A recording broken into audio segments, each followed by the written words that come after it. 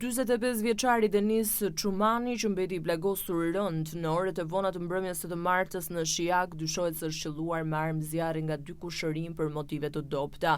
Sipas burimeve nga grupi hetimor, shkak i konfliktit dyshohet të ketë qenë një vajzë. Hetimet tregojnë se i plagosuri kishte ngacmuar një vajzë, e cila ndodhej në një lidhje me shtetasin Dorian Ferra. Në momentin e ngjarjes, Dorian Ferra ndodhej në një lokal së bashku me vajzën, ndërsa kjo e fundit po merrte vazhdimisht mesazhe nga Denis Çumani, të cilat ajo i kishte fshirë për të shmangur përplasjen. Pas këmbguljes së Ferrës për të mësuar identitetin e personit që po i shkruante, ai është vënë në dieni për situatën. Më pas, Dorian Ferra, së bashku me kushëririn e tij Indrit Ferra, janë drejtuar drejt banesës së Denis Çumanit, ku dyshohet se e kanë dhunuar fillimisht me grushte dhe shkelma. Sipas hetimeve, autorët e dyshuar i kanë vendosur armën e zjarrit fillimisht në kokë dhe më pas në brinj, duke e qelluar një herë dhe duke e lënë të plagosur rënd. I dëmtuari u transportua fillimisht në spitalin e Durrësit dhe më pas është dërguar me urgjencë në spitalin e traumës në Tiranë, ku ndodhet në gjendje të rëndë shëndetësore.